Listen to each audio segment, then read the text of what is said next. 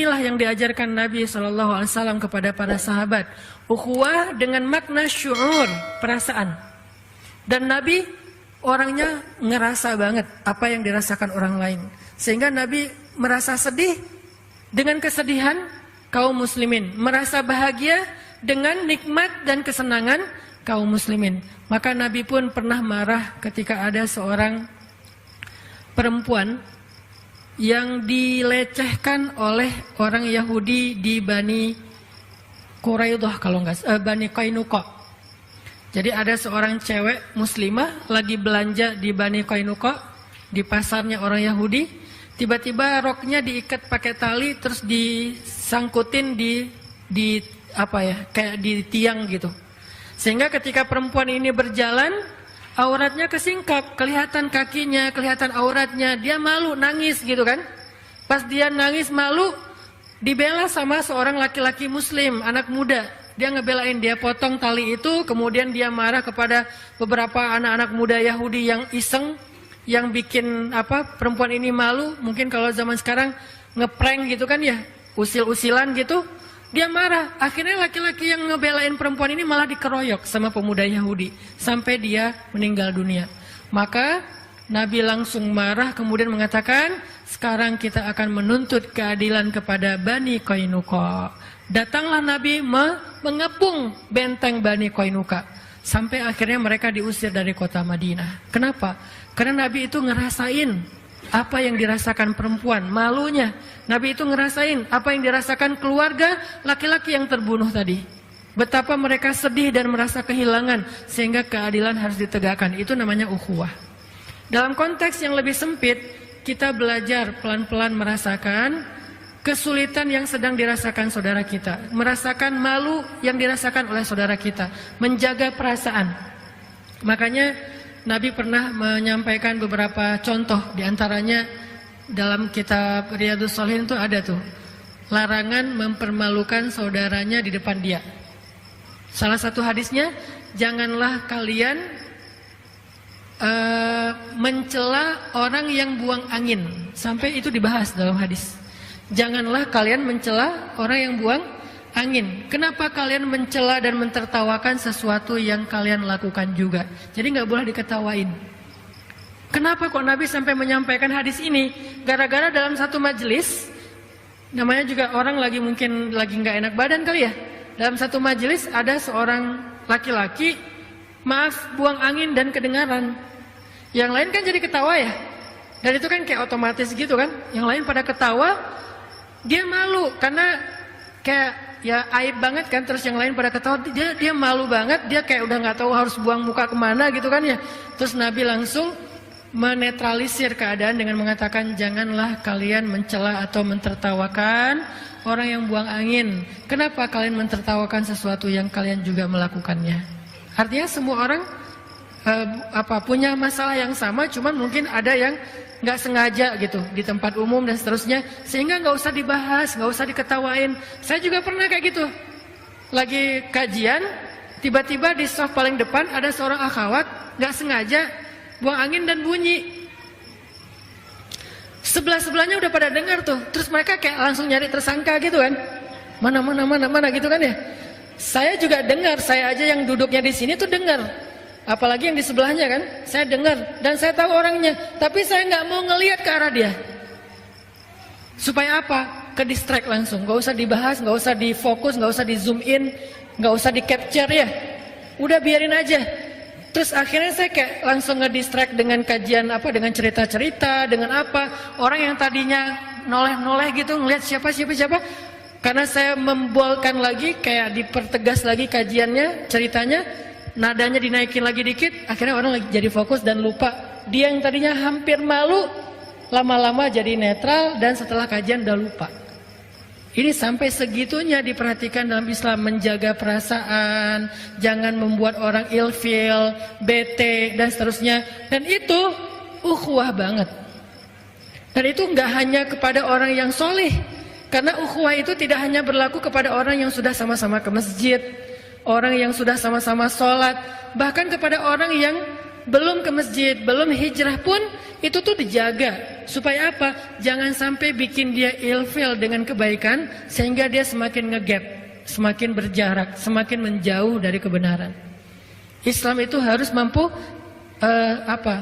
Muslim itu ya'lif wa yu'laf. Orang Islam itu dia mudah merangkul dan mudah juga dirangkul. Itu orang Muslim banget tuh. Kalau sulit merangkul, sulit dirangkul, artinya dia kayak sombong, dia tuh eksklusif, dia itu bikin jarak, ngegap banget dengan orang lain. Dia bukan ciri-ciri Muslim sejati. Muslim itu ya'lif wa yu'laf. Dia mudah merangkul orang, yuk bareng yuk. Enggak terlalu jaim, dia juga mudah dirangkul orang. Kalau diajak orang mau, enggak terlalu ngerasa kita kan beda, enggak kayak gitu. Dan Nabi gitu banget. Makanya Nabi itu sangat menjaga perasaan supaya terjaga ukhuwah. Pernah Nabi lagi kayak duduk bareng dengan sahabat-sahabat yang miskin lah ya. Sahabat-sahabat miskin ini kalau makan roti, rotinya tuh keras. Bahasa Arabnya qadid. Qadid itu artinya roti keras yang udah lama, kalau pengen dimakan nggak bisa langsung dimakan, harus direndam dulu pakai air, saking kerasnya udah kayak kerupuk gitu. Nah itu namanya qadid. Nabi duduk di antara orang-orang miskin yang lagi kayak mau makan qadid gitu. Terus pas Nabi duduk di antara mereka, mereka jadi sungkan. Aduh nggak enak nih, masa kita mau ngasih roti kayak gini buat Nabi, buat Rasulullah. Terus gimana dong, kita nggak sanggup beli roti yang lembut. Terus Nabi tersenyum mengatakan, saya adalah anak seorang perempuan yang biasa makan qadid.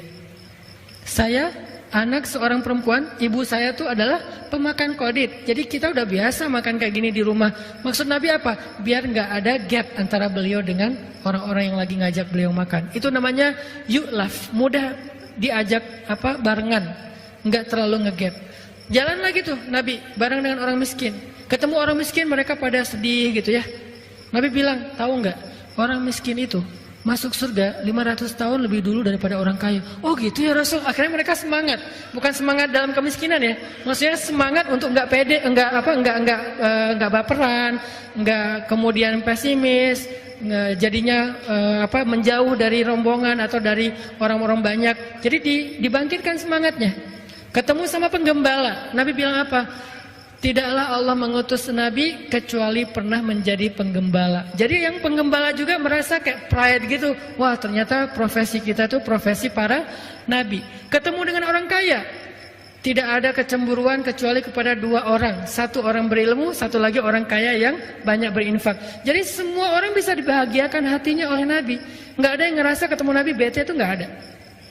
Saya belum pernah mendengar cerita ada orang bete ketemu Nabi, itu nggak ada. Yang ada lagi bete ketemu Nabi bahagia, itu banyak tuh. Yang tadinya bete banget di rumah, pas ketemu Nabi happy, pas balik ke rumah bete lagi, itu banyak. Salah satunya adalah Hanzalah. Hanzalah lagi sedih duduk sendiri, datang Abu Bakar. Abu Bakar nanya, kaifa asbahta ya Hanzalah? Gimana keadaan kamu pagi ini wahai Hanzalah? Hanzalah ngelihat Abu Bakar dan bilang, nafaqah Hanzalah, kata Hanzalah. Hanzalah itu munafik, tahu nggak kamu?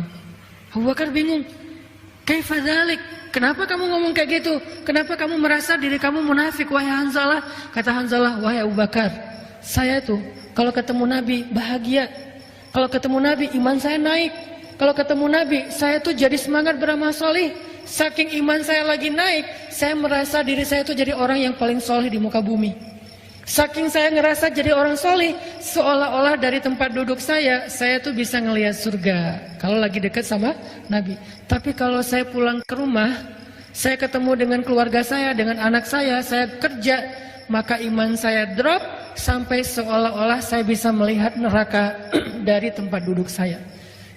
Itu adalah kata-kata Hanzalah. Sedih Hanzalah dengan kondisi imannya.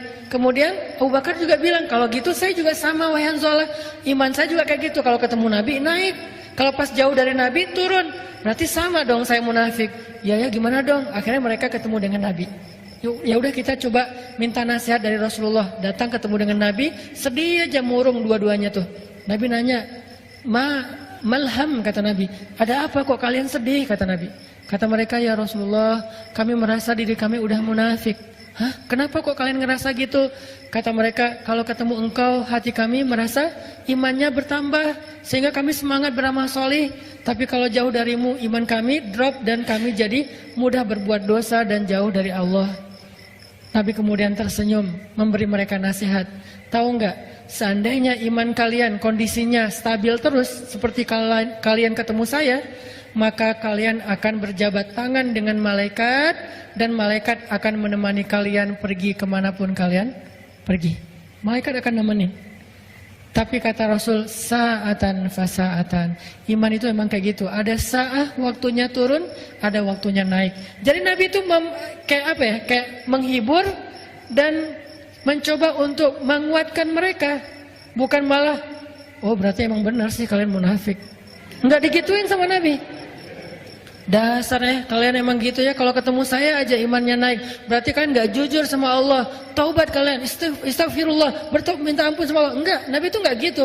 Enggak dimarahin, enggak digalakin. Malah Nabi tersenyum dan bilang, sa'atan fasa'atan. Memang harus ada prosesnya. Kadang iman naik, kadang iman turun, tapi berusaha terus ya, jangan menyerah. Kayak gitu. Ini menunjukkan bahwa Nabi itu selalu bisa bikin orang happy. Itu ukhuwah. Bisa enggak kita jadi orang yang kayak gitu? Kemana kita pergi, orang di sekeliling kita itu malah jadi happy. Dan itu buat saya juga jadi kayak agenda atau PR besar buat pribadi saya. Kadang-kadang kita tuh jangankan orang lain ya, keluarga aja nggak bisa kita bikin happy terus. Malah yang lebih parah lagi, sebelum kita datang perasaan keluarga tadi lagi happy, begitu kita datang bete semuanya ya. Nuntut ini, nuntut itu, nyalahin ini, nyalahin itu, kan berarti kita belum benar. Belum menjaga nih persaudaraan, belum jaga perasaan orang lain, belum bisa ngerasain apa orang yang rasakan. Padahal Nabi sebaliknya. Kalau Nabi, orang yang benci sama beliau, ketemu beliau jatuh cinta. Orang yang benci sama beliau, orang yang bete ketemu beliau happy. Kalau kita sebaliknya, orang happy ketemu kita jadi bete. Nah ini yang kita coba belajar dari Nabi. Kok bisa Nabi orangnya tuh kok nyenengin banget gitu. Orangnya tuh asik banget. Masih ingat cerita pernikahan Nabi dengan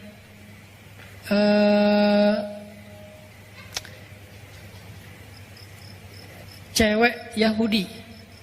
Siapa namanya? Sofia. Tapi bukan Sofia yang kartun ya. Sofia, orang Yahudi. Sofia bahasa Arabnya. Itu gimana cerita pernikahannya? Kan gara-gara habis perang, namanya perang Khaybar. Perang Khaybar itu perang paling besar yang terjadi antara kaum muslimin dengan orang Yahudi. Dalam perang itu, ayah Sofia terbunuh. Paman Sofia terbunuh. Yang lebih sedih lagi, suami Sofia terbunuh. Dalam perang Khaybar, suaminya terbunuh. Kenapa mereka terbunuh? Karena mereka memusuhi Nabi, memerangi Nabi, terjadilah peperangan yang gak bisa dihindari. Mereka keras kepala, akhirnya dalam peperangan itu mereka terbunuh. Terbunuh dalam peperangan itu bukan kejahatan, karena itu sesuatu yang wajar. Yang kejahatan itu terbunuh di luar peperangan. Namanya berperang. Maka masa kita berperang, udahlah kita nggak usah bunuh-bunuhan, kita kayak main apa gitu, nge-game gitu kan ya, kan nggak mungkin ya, namanya juga perang. Nah terbunuhlah ayah Sofia, paman Sofia dan suami Sofia, sehingga Sofianya jadi tawanan perang kaum muslimin, ditaruh di sebuah tenda. Lalu datanglah Nabi ke tendanya Sofia untuk menghibur Sofia.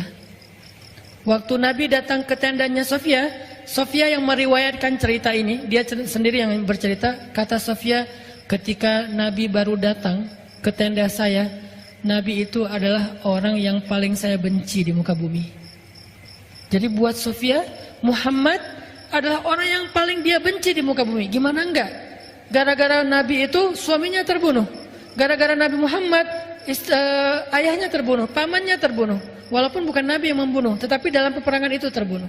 Sehingga Muhammad adalah orang yang paling saya benci. Sampai dia datang menemui saya di tenda saya. Kemudian dia duduk di depan saya. Kemudian saya melihat wajahnya yang penuh dengan rasa simpatik. Nabi itu ekspresi wajahnya tuh nenangin orang. Bukan malah sengak, tengil ya. Datang-datang orang lagi sedih juga ya, ditengilin kan makin bete kan ya. Ini enggak, wajah Nabi itu wajah kayak simpatik banget. Nabi itu paham banget kondisi Sofia. Duduk Nabi di depan Sofia, Nabi bilang gini, Sofia maafin saya ya. Nabi minta maaf coba. Saya tahu perasaan kamu. Waktu itu saya udah mencoba untuk berdialog dengan ayah kamu, dengan paman kamu, dengan suami kamu, tapi mereka menolak. Akhirnya peperangan gak bisa dihindari. Maaf ya. Nabi menjelaskan, meminta maaf, menjelaskan, meminta maaf, menjelaskan, meminta maaf, berjam-jam. Sampai akhirnya kata Sofia, Muhammad menjadi orang yang paling saya cintai di muka bumi. Kebayang gak hebatnya Nabi itu? Dari orang yang paling membenci beliau jadi orang yang paling mencintai beliau. Dalam hitungan sejam 2 jam Nabi terus, bukan membujuk, bukan kayak ngelebay ya, bukan kayak ngegombal gitu, enggak. Nabi tulus. Karena kalau gombal dong pasti orang enak juga kan, karena bukan dari hati kan ya. Ayah kamu tukang bengkel ya. Standar kan ya. Itu apaan sih lo? Ayah gue baik-baik aja bukan tukang bengkel. Akhirnya kan jadi konyol, jadi nggak jelas.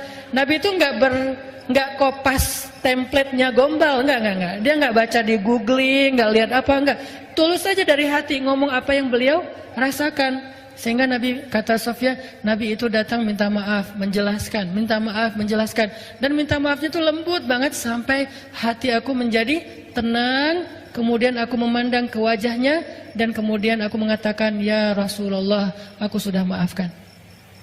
Kemudian Sofia malah curhat. Kata Sofia, ya Rasulullah, sebelum terjadi perang Khaybar, aku tuh mimpi. Apa mimpinya? Kata Rasulullah, aku bermimpi di atas kota Madinah ada rembulan jatuh ke pangkuanku. Lalu aku ceritakan mimpi ini kepada suamiku, aku ditampar oleh suamiku. Kenapa? Suaminya kan orang Yahudi dan orang Yahudi itu pintar menafsirkan mimpi. Suaminya bilang, berarti kamu punya perasaan terhadap laki-laki Madinah, yaitu Muhammad. Akhirnya aku ditampar oleh suamiku sehingga dahiku berdarah, kata Sofia. Dan sekarang aku baru sadar ternyata rembulan itu adalah engkau ya Rasulullah. Kemudian Jibril datang, bisik ke Rasulullah, wahai Rasulullah, Allah menyuruh engkau untuk melamar Sofia. Rasulullah tadi datang bukan mau melamar loh. Jibril, ada yang datang-datang bisikin ya. Rasulullah datang tuh tulus, pengen menghibur. Tapi kata Jibril, dan itu perintah Allah, lamar Sofia. Nabi kemudian, oh gitu ya. Kan Nabi orangnya baik loh ya, nggak ada modus ya. Datang pertama baik-baik, terus ujung-ujungnya minta nikah gitu kan, nggak kayak gitu. Nabi itu nggak modus orangnya, benar-benar tulus. Tapi karena Allah dan Jibril yang nyuruh, akhirnya Nabi bilang, Sofia, aku ingin melamar kamu untuk belajar. Untuk menjadi pasanganku di dunia dan di surga. Sofia sebagai cewek nggak langsung jingkrak dong ya. Kan cewek itu gengsinya tinggi kan, dia jual mahal gitu. Oh, ya udah saya pikir-pikir dulu, gitu kan ya. Nggak langsung nggak gitu sih. Karena kalau mereka kayak gitu nggak ada izahnya kan, nggak ada rasa harga dirinya. Makanya buat cowok kalau misalnya digituin, bukan berarti dia nolak, dia tuh lagi kayak minta dikejar. Itu cewek banget lah. Akhirnya Sofia, ya udah saya pikir-pikir dulu. Besoknya Nabi datang lagi, Sofia sudah memberikan jawaban bahwa Sofia bersedia, maka nikahlah, jadilah Sofia salah satu di antara pendamping Nabi di dunia dan di surga.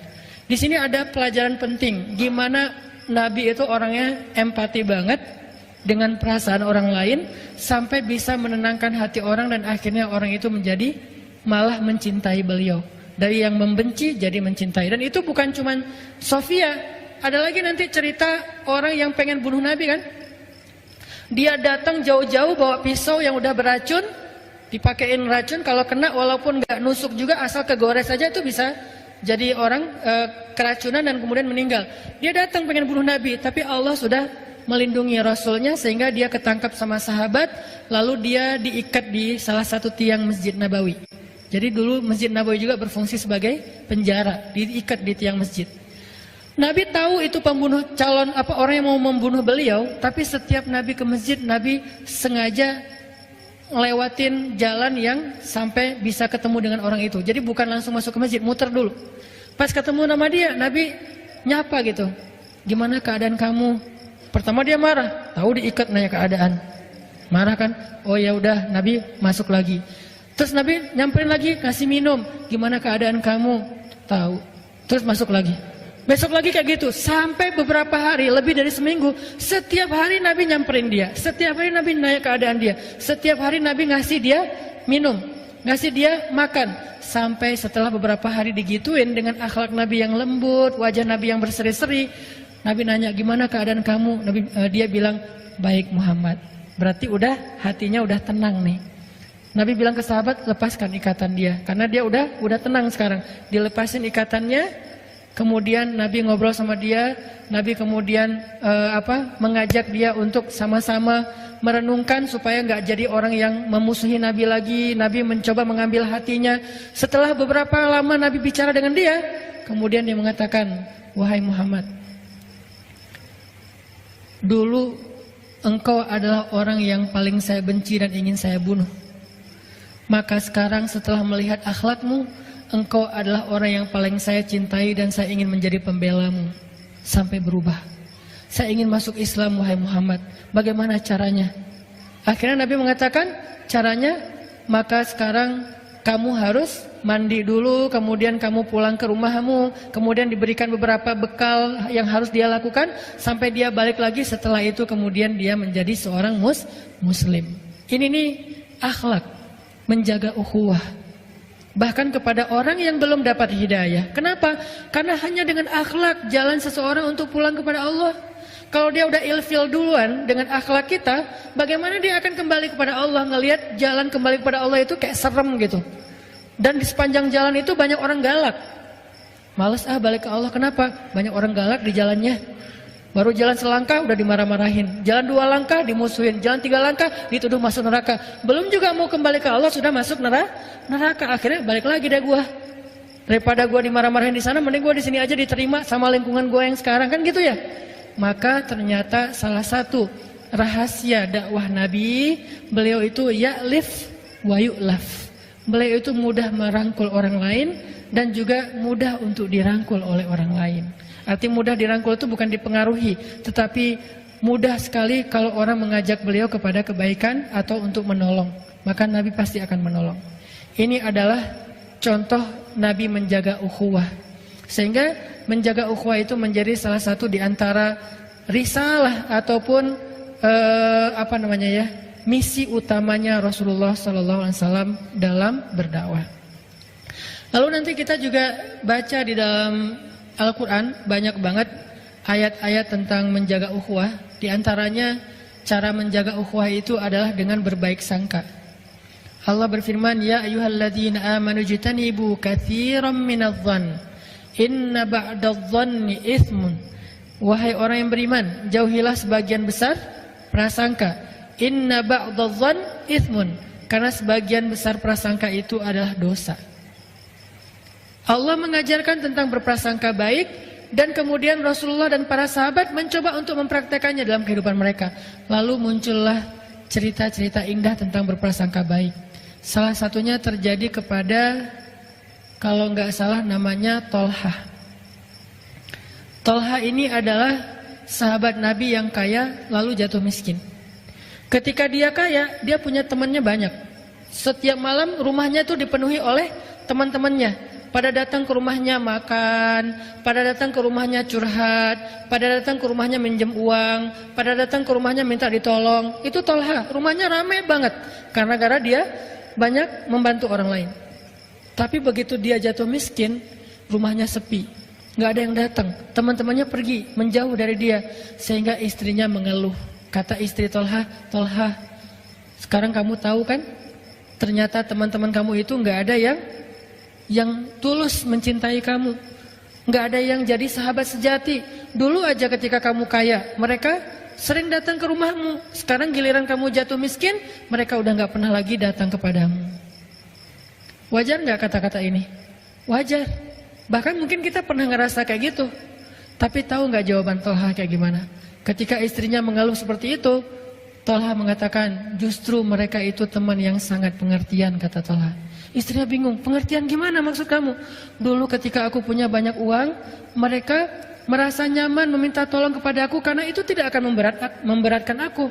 Aku punya banyak harta, jadi menolong mereka ringan buat aku. Sekarang ketika aku sudah nggak punya apa-apa, mereka merasa kasihan dan nggak tega merepotkan aku dengan meminta tolong, maka mereka tidak datang lagi ke rumahku.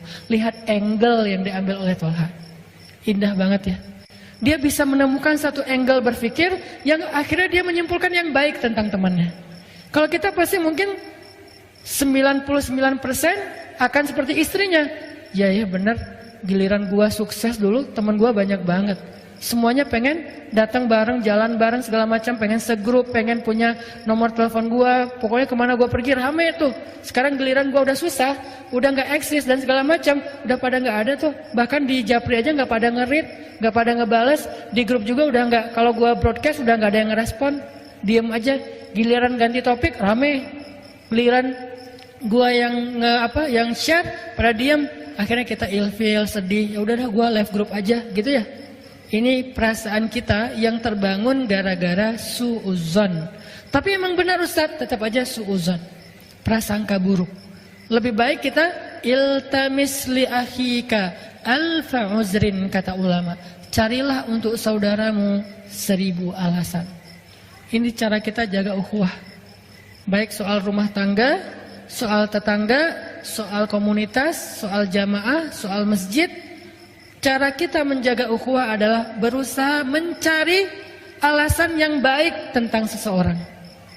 Kalau kita nggak nemu, ya udah nggak usah dipikirin.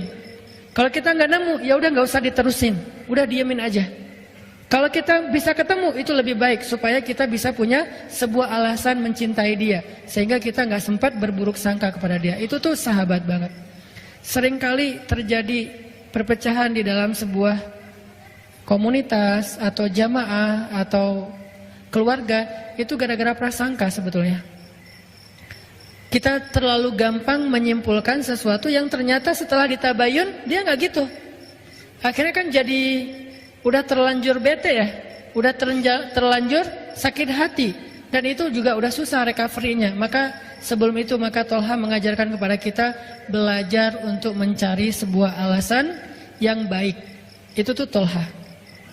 Kemudian ada lagi cerita husnuzon yang angle berbeda. Terjadi kepada keluarga Abu Ayyub.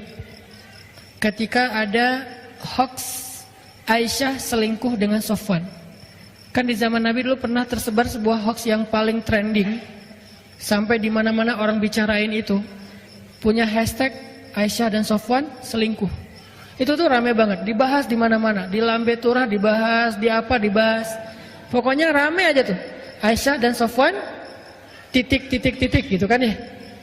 Akhirnya dalam kondisi fitnah yang luar biasa, kebohongan yang luar biasa, Abu Ayyub pulang ke rumahnya minta pendapat istrinya. Karena ini udah ada di semua akun, semuanya pada nge-repost. Yang lebih berat lagi tahu nggak apa? Yang nge-repost berita bohong ini justru orang beriman. Innal ladzina ja'u bil ifki usbatum minkum, kata Allah. Sesungguhnya yang menyebarkan itu kan berarti yang nge-repost. Karena kalau yang pertama ngeposting bukan menyebarkan. Sesungguhnya yang menyebarkan berita bohong itu adalah golongan kalian sendiri. Berarti kita taunya dari siapa? Dari teman kita yang kita percaya. Teman kita dari temannya yang dia percaya. Dan terus saja kayak gitu. Sehingga saking banyaknya orang beriman yang ikut nge-repost berita ini, kesannya berita ini benar. Kalau berita ini bersumbernya dari orang munafik, orang beriman gak percaya. Tapi masalahnya ada satu orang beriman yang kecolongan, ikut nge-repost berita yang belum jelas kebenarannya. Akhirnya dari satu repost ke repost yang lain, jadilah dia viral. Viral itu kalau bahasa dulu namanya mutawatir. Kalau dalam konsep hadis namanya hadis mutawatir, diriwayatkan dari banyak jalan. Kalau dalam konsep medsos disebut dengan viral, diriwayatkan oleh banyak akun. Semuanya pakai hashtag itu, semuanya ngeposting itu, semuanya komen di situ, komennya banyak, like-nya banyak, repostnya banyak, hashtagnya rame. Akhirnya viral. Sampai Abu Ayyub sulit untuk tidak mempercayai berita ini. Pulanglah Abu Ayyub ke rumahnya, nanya ke istrinya, "Wahai istriku, kamu udah dengar belum berita tentang Aisyah dan Sofwan?" Kata istrinya, "Udah." "Emangnya kenapa?" "Gak nyangka ya," kata Abu Ayyub. Kita banget ya. Kasihan ya Rasulullah ya, gitu kan. Gak pernah kebayang ya Aisyah sama Sofwan bisa kayak gitu. Langsung istrinya kaget. Ternyata Abu Ayyub hampir percaya dengan berita bohong ini. Langsung istrinya mengatakan, "Wahai Abu Ayyub, gimana perasaan pendapat kamu kalau ada yang mengatakan saya selingkuh?" Kata Abu Ayyub, Astagfirullahaladzim, innalillah, gak mungkin saya percaya. Kamu kan perempuan yang baik, perempuan yang beriman, perempuan yang soleh. Kamu mencintai saya, gak mungkin kamu melakukan dosa seperti itu. Kamu perempuan yang menjaga kehormatan, saya gak mungkin percaya. Istrinya senyum. Wahai Abu Ayyub, kata istrinya, gimana pendapat kamu kalau ada yang mengatakan kamu selingkuh? Abu Ayyub makin kaget. Ma'azallah, bahasa kita, auzubillah, saya laki-laki yang takut pada Allah, gak mungkin saya melakukan dosa itu, gak mungkin kepikiran juga, kan saya juga mencintai kamu, gitu ya. Istrinya senyum. Terus istrinya bilang, wahai Abu Ayyub, sesungguhnya Aisyah itu lebih solehah dari saya. Kalau menurut kamu saya aja gak mungkin selingkuh, apalagi Aisyah. Sesungguhnya Sofwan lebih soleh daripada kamu. Kalau menurut kamu, kamu aja gak mungkin selingkuh, apalagi Sofwan. Ini angle husnuzon paling kreatif nih. Membandingkan orang dengan diri kita. Coba kalau dosa itu, aib itu ditujukan kepada kita, kita merasa layak gak? Gak layak. Kalau menurut kita, kita aja gak layak, maka orang itu lebih gak layak lagi. Kenapa? Dia lebih soleh dari kita. Dia lebih baik dari kita. Dia lebih duluan taubat daripada kita. Dia lebih sering ke masjid daripada kita. Dia lebih sering ikut kajian daripada kita. Dia lebih menjaga harga dirinya daripada kita. Dia lebih baik bacaan Al-Qur'annya daripada kita. Cari kelebihan-kelebihan dia sampai kita merasa bahwa dia lebih daripada kita. Setelah kita menemukan bahwa dia lebih daripada kita, lalu kita simpulkan, kalau saya aja nggak mungkin, apalagi dia. Ini husnuzon. Sehingga kalau kita merasa kecewa atau kaget, surprise dengan satu gosip tentang sesama kaum muslimin atau sesama ikhwah yang ada dalam satu jamaah atau satu komunitas, pakai kalau nggak caranya Tolhah, maka caranya istri Abu Ayyub. Cara Tolhah apa? Oh mungkin, oh mungkin, oh mungkin. Kalau cara istri Abu Ayyub, gimana kalau saya? Kalau saya aja nggak mungkin, apalagi dia. Ini cara berhusnuzon yang diajarkan oleh para sahabat. Terus gimana yang diajarkan Nabi? Nabi pernah gini, satu malam lagi itikaf di masjid. Kebenaran waktu itu Nabi itu lagi dikunjungi oleh, ceritanya juga sama, Sofia. Sofia datang ke masjid, terus ngebawain makanan buat Nabi. Sampai udah agak larut malam, Sofia ada di masjid. Pas mau pulang ke rumahnya, udah kemalaman sehingga gak bisa pulang sendiri. Dianterinlah Sofia sama Nabi, pegangan tangan, pulang berdua. Pas sampai di sebuah gang yang agak gak terlalu terang, remang-remang gitu, Nabi berpapasan dengan dua orang sahabat. Sahabat juga lagi lewat, Nabi lagi lewat, tapi Nabi lagi sama cewek. Ceweknya pakai cadar, dipegangin tangannya, lewat berdua tengah malam di tempat remang-remang. Sahabat yang ngelihat Nabi kayak gitu langsung ngambil jalan yang lain, kayak menghindar gitu. Pas ngeliat, oh Nabi, langsung pergi. Pas mereka pergi mengambil jalan yang lain, Nabi panggil, sini, dipanggil sama Nabi. Ada apa ya Rasulullah? Ini adalah Sofia, istri saya, kata Nabi. Lalu orang itu mengatakan, ya Rasulullah, gak mungkin kami berburuk sangka kepada engkau. Gak mungkin kami mikirin yang macam-macam kepada engkau. Kami tadi itu menghindar karena takut nanti kami merasa Rasulullah itu lagi sama siapa atau apa, maka kami pergi aja. Maka kata Nabi apa? Inna syaitan yajri majrad dam. Sesungguhnya setan itu mengalir di dalam aliran darah manusia. Itu asbabul wurud dari hadis tentang setan mengalir dalam darah manusia. Apa maksudnya? Mungkin sekarang kalian gak berpikir macam-macam, tapi nanti setan nunggu momen yang pas. Dia nunggu sekarang, oh udah lihat sekali, tapi gak jelas itu siapa gitu kan. Besok muncul gosip, Nabi kemarin sama seorang cewek. Oh pantesan muncul kata itu. Pantesan itu bisikan setan. Wasawisu syaitan alladzi waswisu fi sudurin nas bi pantesan. Yang mewaswasah, membisikkan di dalam dada manusia dengan kalimat pantesan. Jadi pantesan itu kalimat muncul gara-gara apa? Gara-gara pernah berpapasan tapi nggak jelas, lalu kayak dihindari gitu. Makanya di sini Nabi juga mengajarkan sebuah tutorial cara husnuzon itu gimana. Kalau kita ragu tentang sesuatu, perjelas. Jangan ikuti syak, jangan ikuti keraguan. Daripada kita ragu nggak jelas terus kita diam-diam aja, tapi juga bukan diam berbaik sangka, diam oke. Gitu doang. Besok nggak ada kesimpulan gitu, ngegantung ya. Nah, jangan biarkan sesuatu itu menggantung dalam hati kita, terus kita ngerasa ngeganjel. Nanti ketika datang kasus yang lain, ini akan jadi bahan untuk menguatkan kasus itu padahal nggak nyambung. Makanya langsung muncullah istilah tabayyun. Muncullah istilah tabayyun. Daripada kita ragu, langsung aja tabayyun. Maaf ya, kemarin aku gini. Oh iya, waktu itu gini ceritanya. Oh ya udah, beres kan? Daripada kita diamin, nggak enak. Begitu nanti ada cerita lain, oh iya ya, pantesan dulu tuh pernah gini. Akhirnya saling menguatkan ya. Jadi dua berita yang tadi sama-sama setengah, ketika disatuin jadi utuh. Maka keutuhan itulah disebut dengan su'uzan, berburuk sangka. Tadi itu nggak utuh, yang satu dengarnya sekilas, yang lain dengarnya sekilas. Sekilas ini digabung jadi 2 kilas ya. Akhirnya jadi utuh, makin tegas beritanya. Makanya Nabi sebelum mereka sempat ragu-ragu atau ngegantung, nggak bisa menyimpulkan apa, tapi mereka kayak ngerasa nggak nyaman aja, terus langsung menghindar. Nabi manggil, sini dulu, ini tuh Sofia, istriku, kata Nabi. Sehingga setelah Nabi tabayun kayak gitu, beres, mereka nggak sempat berburuk sangka. Ini namanya husnuzon, cara kita menjaga ukhuwah. Ada cara Tolhah, ada cara istri Abu Ayyub, ada cara Rasulullah. Semua teladan itu adalah cara-cara atau tutorial berhusnuzon. Ini baru 3. Kalau kita bedah lagi, banyak lagi cerita-cerita yang lain tentang husnuzon. Yang intinya adalah jangan sampai kita merasakan sesuatu yang gak nyaman tentang saudara kita, lalu kita mengaminkan itu dengan hanya berprasangka. Itu bahaya banget. Walaupun hanya untuk diri kita sendiri. Lalu kita bicarakan dengan pasangan kita. Masing-masing punya komunitas. Pasangan kita punya komunitas grup ibu-ibu. Kita punya grup bapak-bapak. Sama-sama kemudian punya teman dekat. Teman dekat ini dibicarain.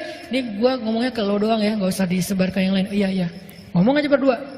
Padahal tadi satu orang kan, jadi berdua dengan istri. Istri dan suami masing-masing punya geng. Ngomong ke gengnya. Gengnya punya geng lagi kan, masing-masing punya circle ya. Akhirnya jadilah rahasia umum. Kenapa balik lagi ke orang yang pertama? Kamu dengar dari siapa? Dari fulan, ujung-ujungnya istrinya. Ini gara-gara ada satu hal yang ngegantung, gak diberesin dari awal. Makanya ngeganjal, nanti akhirnya pecah bisul. Nanti akhirnya menemukan momentum. Nanti akhirnya jadi sesuatu yang bahkan meledak dan menjadi sesuatu yang gak baik. Itu cara menjaga ukhuwah dengan husnuzon. Tadi juga yang pertama menjaga ukhuwah dengan mencoba menjaga perasaan dalam tindak tanduk kita, dalam bergaul. Kita coba merasakan perasaan orang lain gimana kalau digituin. Itu tuh cara menjaga ukhuwah. Yang lain, cara menjaga ukhuwah adalah dengan idfa billati hiya ahsan. فَإِذَا الَّذِي بَيْنَكَ وَبَيْنَهُ عَدَاوَةٌ كَأَنَّهُ وَلِيٌّ حَمِيمٌ. Balaslah keburukan dengan kebaikan, sehingga orang yang tadinya memusuhi kamu berubah menjadi pembela yang setia kepadamu. Ayatnya gitu. Idfa billati hiya ahsan فَإِذَا الَّذِي بَيْنَكَ وَبَيْنَهُ عَدَاوَةٌ كَأَنَّهُ وَلِيٌّ حَمِيمٌ. Balaslah keburukan dengan kebaikan, sehingga orang yang tadinya memusuhi kamu tiba-tiba menjadi pembela yang setia kepadamu. Apa contohnya? Contohnya perselisihan yang terjadi antara Abdullah bin Zubair dengan Muawiyah bin Abi Sufyan. Ada 2 sahabat, dua-duanya hebat, keren. Cuman keturunannya beda. Abdullah bin Zubair, ayahnya adalah Zubair bin Awam. Zubair bin Awam satu dari 10 sahabat yang dijamin masuk surga. Keren ya ayahnya ya. Anak seorang laki-laki yang dijamin masuk surga. Julukan Zubair bin Awam adalah Hawari Rasul, pembela Nabi. Orang yang sangat ngebelain Nabi. Ibunya Abdullah namanya Asma bintu Abi Bakar Berarti Abdullah cucunya Abu Bakar. Asma adalah seorang perempuan yang pernah membantu Nabi dalam hijrah dengan membelah ikat pinggangnya. Satu dipakai untuk mengikat bawaan Nabi di onta, satu lagi dipakai untuk mengikat bajunya sebagai tali pinggang. Sejak saat itu Asma diberikan julukan, jadi dia punya nama apa? Julukan lah ya. Julukan itu kalau sekarang mungkin nama akun. Maka sejak itu nama akun itu kalau bahasa Arabnya kunyah. Jadi akunyah gitu, maksa. Jadi julukannya Asma adalah Zatin Nitaqain, perempuan yang punya dua ikat pinggang. Itu pujian buat Asma. Ini adalah ayah ibunya Abdullah. Dan tahukah kita Abdullah siapa? Abdullah adalah sahabat Nabi, bayi yang pertama lahir di kota Madinah setelah Nabi hijrah. Bayi yang pertama lahir di kota Madinah setelah Nabi hijrah. Kenapa spesial? Karena orang Yahudi itu memantra-mantrai kaum muhajirin ketika mereka hijrah. Kata orang Yahudi, siapa yang berhijrah ke kota Madinah, kami kutuk, gak akan punya keturunan. Sehingga sahabat muhajirin galau. Jangan-jangan berhasil nih mantranya Yahudi. Kan Yahudi itu banyak main sihir ya. Mereka kayak menakut-nakuti dengan mantra. Pokoknya orang-orang muhajirin gak akan ada yang punya keturunan. Maka di tahun pertama Hijriah lahirlah Abdullah yang menjadi kabar gembira bagi kaum muslimin bahwa mantra itu tidak berpengaruh kepada mereka. Dan tahukah kita Abdullah itu siapa juga? Abdullah itu anak kecil usia 7 tahun. Kalau sholat duha merpati hinggap di atas kepalanya. Saking khusyuknya sholat duha. Usia berapa? 7 tahun, kelas 1 SD. Ada nggak sekarang anak kelas 1 SD sholat duha di sekolah? Anak-anak duha ya bu, duha Allahu Akbar. Datang merpati? Nggak ada. Kadang-kadang kita dengan nyamuk aja keganggu ya. Apaan sih ini nyamuk, laler dan segala macam. Ini merpati, kok bisa sih merpati hinggap di kepalanya Abdullah? Saking lamanya sholat Abdullah. Dia kalau berdiri itu bisa sejam nggak gerak. Kalau kita masih gerak, merpati itu kan nggak langsung hinggap ya, dia kayak curiga dulu gitu kan. Ini benar nggak sih orang atau kayu?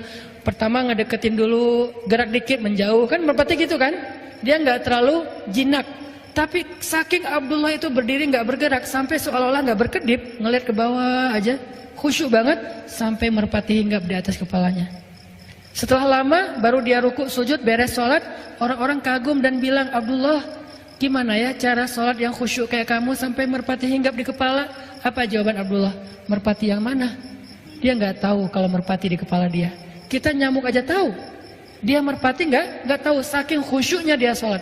Tapi orang sekelas Abdullah ternyata bisa baper juga. Itu tuh namanya insaniyatus sahabah, sisi-sisi kemanusiaannya sahabat. Jadi kalau kita pengen belajar dari sahabat, jangan yang sisi-sisi supernya doang. Kadang-kadang kita jadi putus asa. Ternyata mereka juga sama kayak kita. Kadang baper, ada yang bete, ada yang sahabat yang kikir, pelit, ada. Ditawarin surga nggak mau, ditawarin dunia mau, ada. Ada sahabat yang emosional. Gara-gara emosi akhirnya mencela, ada. Nah dalam hal ini Abdullah lagi baper sama Muawiyah. Siapa Muawiyah? Jadi kita udah tahu seberapa istimewanya Abdullah. Sekarang bandingannya Muawiyah. Muawiyah itu anaknya Abu Sufyan, yang paling semangat memusuhi Nabi.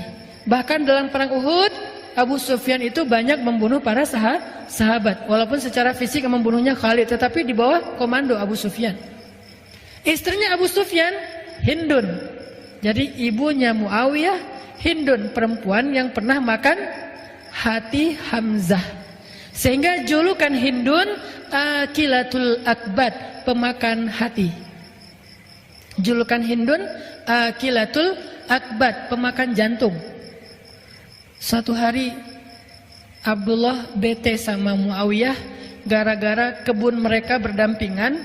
Terus ada pohon korma di kebunnya Abdullah jatuh ke kebunnya Muawiyah dan diambil sama pekerjanya Muawiyah. Dilaporin sama pekerjanya Abdullah. Akhirnya Abdullah marah-marah. Wah, zalim banget nih. Dikirimlah surat oleh Abdullah ke Syam. Waktu itu Muawiyah jadi gubernur di Syam. Abdullah jadi orang biasa di Mekah. Muawiyah jadi gubernur di Syam. Gubernur, pejabat. dapat surat dari Abdullah. Tahu nggak isinya gimana? Ya ibna akilatil akbat, wahai anak perempuan yang pernah makan jantung. Marah-marah, mencela, menyebutkan nama ibunya Muawiyah. Wahai anak perempuan yang pernah makan jantung, kamu tuh nggak tahu diri ya, pekerja kamu itu zalim kepada saya, kamu memakan uang haram dan segala macam, dicela habis-habisan. Membaca surat dari Abdullah, Muawiyah menitikkan air mata, sedih, disebut ibunya. Padahal Hindun juga udah taubat. Hindun juga setelah masuk Islam menjadi baik Islamnya. Islamnya Hindun luar biasa. Segitu-gitunya Hindun setelah dia masuk Islam, dia itu mujahidah loh. Yang membantu jihadnya sahabat luar biasa Hindun. Cuman di masa lalunya emang ngeri banget Hindun ini. Disebut sekarang kejahatan ibunya, padahal ibunya juga sudah bertaubat. Sedih Muawiyah. Tapi walaupun dia sedih dan kecewa, Muawiyah mencoba untuk idfa billatihi ahsan. Balaslah dengan yang lebih baik. Akhirnya Muawiyah tulis surat balik. Bismillahirrahmanirrahim. Assalamualaikum warahmatullahi wabarakatuh. Ya ibna hawarir rasul wa ya ibna datin nitaqain. Coba balasannya. Dimarahin oleh Abdullah dengan kalimat wahai anak perempuan pemakan jantung, tapi dibalas wahai anak seorang pembela Nabi, wahai anak seorang perempuan yang punya dua ikat pinggang. Dipuji orang tuanya oleh Muawiyah. Sehingga dia mengatakan saya nggak tahu kejadian itu.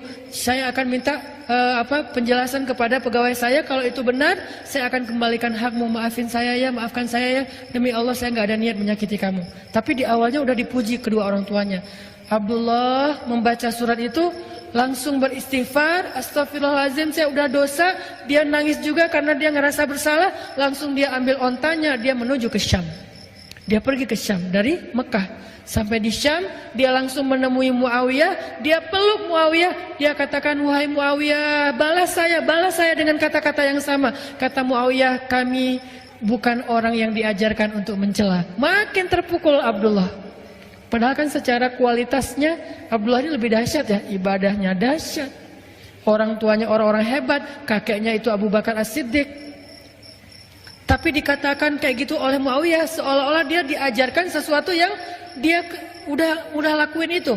Kami kaum yang tidak tahu cara mencela, kata Muawiyah. Kami nggak ngerti gimana cara mencela. Jadi jangan suruh kami mencela. Wahai Muawiyah, balas cela saya. Nggak ngerti gimana cara mencela. Maaf wahai Abdullah, saya nggak tahu cara mencela. Akhirnya Abdullah mengatakan, wahai Muawiyah, saya minta maaf, saya yang salah.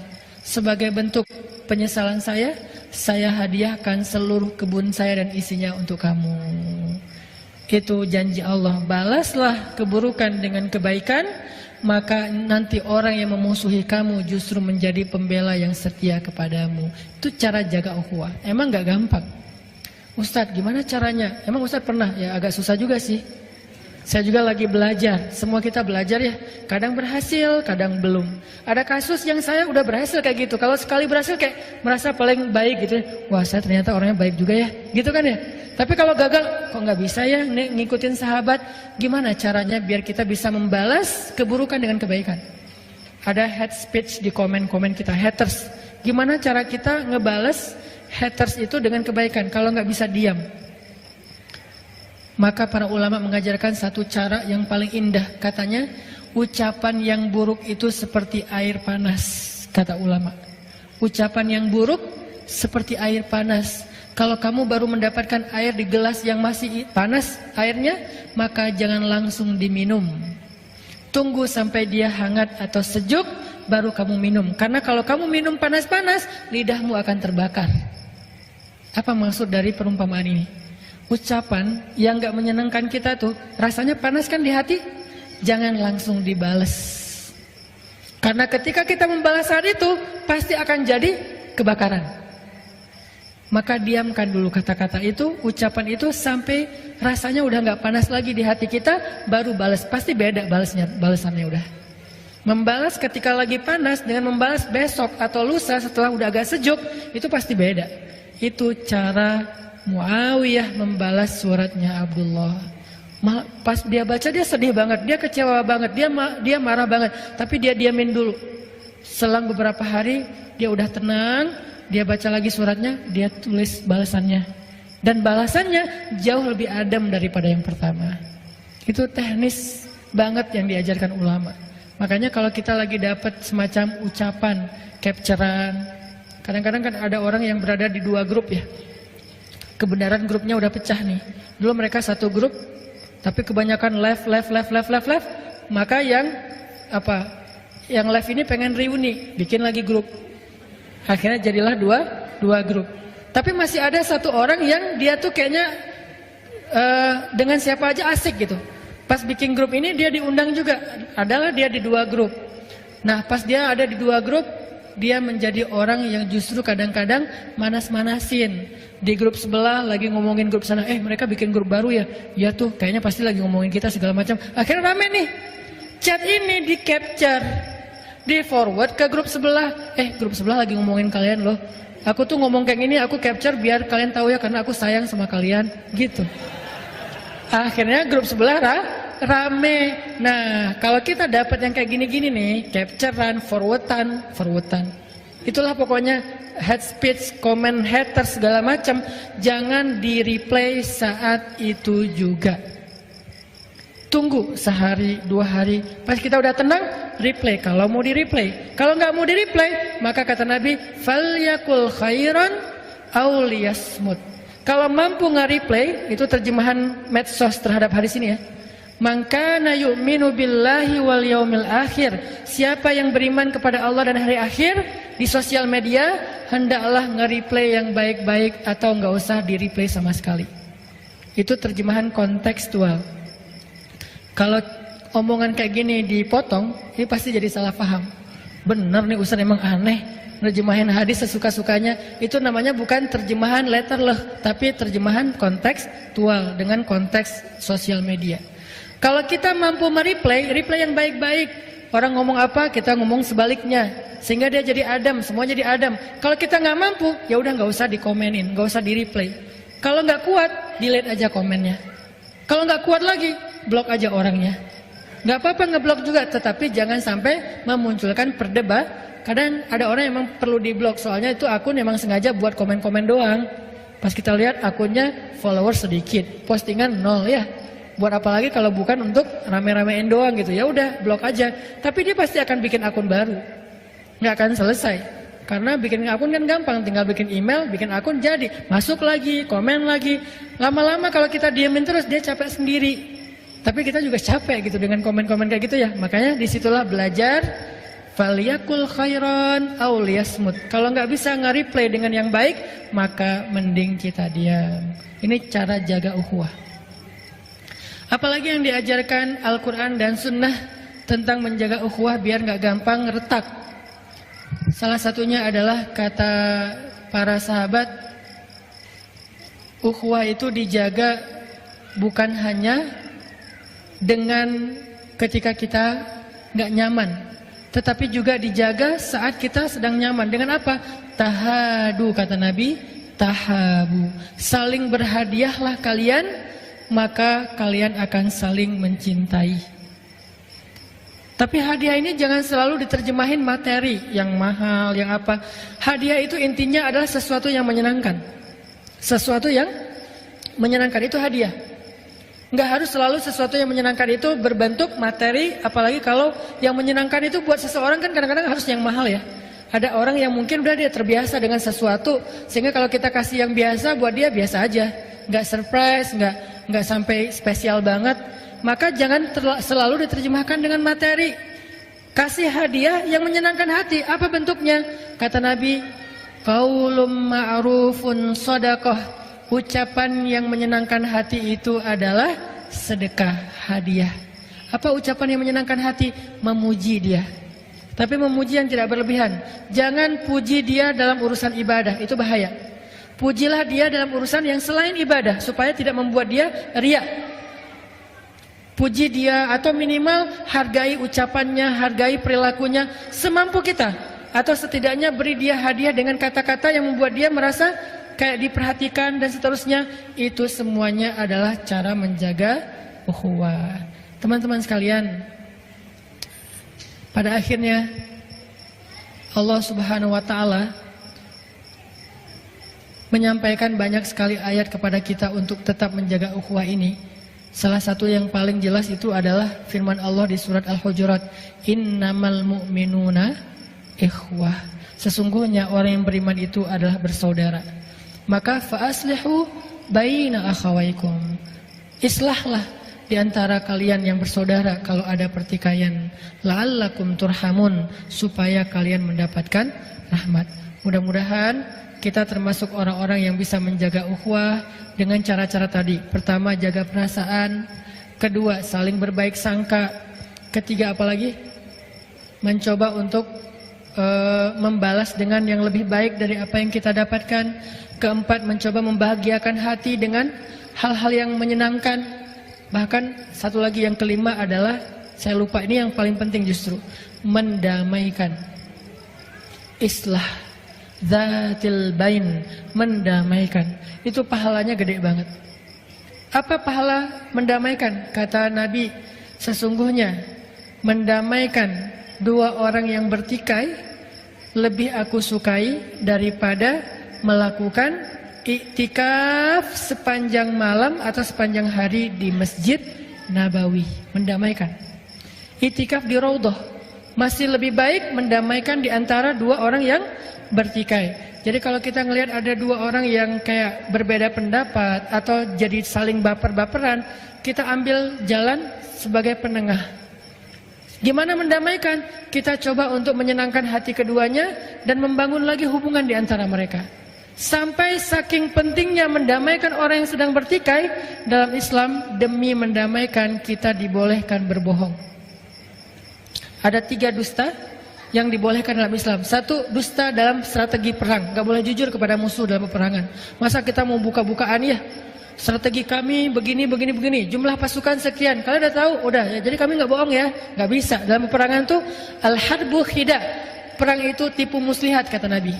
1. 2, berbohong tentang masa lalu kepada pasangan kita dengan niat biar mau bertaubat, bukan mau yang macam-macam ya. Jadi kalau misalnya kita udah nikah, jangan ngomongin tentang masa lalu. Dulu tuh saya punya 10 pacar. Satunya kita rata-rata pacaran sih 2 tahun. Berarti udah 20 tahun pacaran, nggak usah dibahas. Cukup lama juga sih kita pacaran dan lumayan akrab banget. Apa sih yang nggak pernah kita lakuin bareng? Sampai gitu-gitu banget nggak usah. Diamin aja. Kalau perlu kita berdusta, nggak pernah, nggak ada apa-apa. Supaya apa? Supaya nggak menyakiti pasangan. Tapi bukan mau ada macam-macam ya. 2. Yang ketiga, berbohong untuk mendamaikan dua orang yang bertikai. Itu dibolehkan. Dengan syarat tidak berlebihan dan tidak justru memunculkan masalah yang baru. Misalnya tadi di sebelah ngomongin yang ini, kita bilang enggak kok, mereka enggak lagi ngomongin kalian. Ini namanya berbohong kan? Padahal kita tahu.